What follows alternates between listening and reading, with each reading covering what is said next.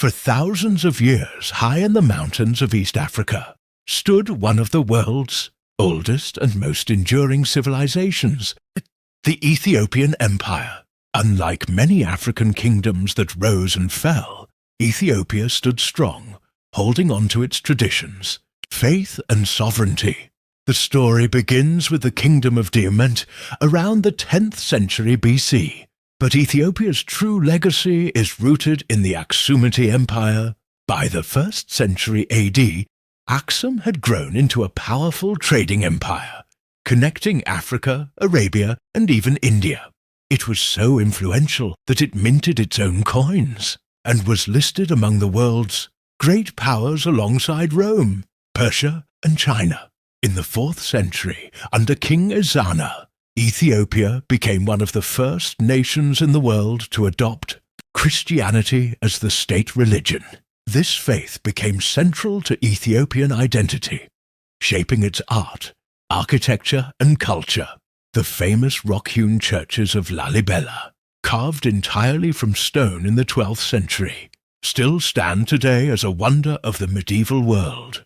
Ethiopian tradition tells a legendary story that the rulers of Ethiopia descended from the union of King Solomon of Israel and the Queen of Sheba. Their son, Menelik II, was said to have brought the Ark of the Covenant to Ethiopia, where many believe it is still kept in the city of Aksum. This myth gave Ethiopian emperors divine legitimacy, making their monarchy one of the oldest continuous dynasties in history. Over centuries, the Ethiopian Empire faced threats from within and outside. It resisted attempts of Islamic expansion during the Middle Ages, surviving invasions from the Adal Sultanate with the help of Portuguese allies. Later, under Emperor Menelik II, Ethiopia achieved one of Africa's greatest victories, the Battle of Adwa in 1896, where Ethiopian warriors defeated Italian colonial forces. This triumph made Ethiopia a symbol of African resistance and pride, inspiring future generations across the continent. In the 20th century, Emperor Haile Selassie emerged as a global figure. He modernized Ethiopia, resisted Italian occupation under Mussolini, and later became a founding father of the African Union to millions of people worldwide, especially within the Rastafarian movement. Haile Selassie was seen not just as a king, but as a messianic figure.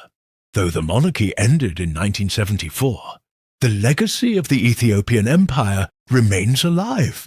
Ethiopia is the only African nation never fully colonized, a beacon of resilience, faith, and independence. Its history blends legend and reality, from the Ark of the Covenant to the Battle of Adwa, shaping one of the most extraordinary stories in Africa's past. The Ethiopian Empire was more than just a kingdom.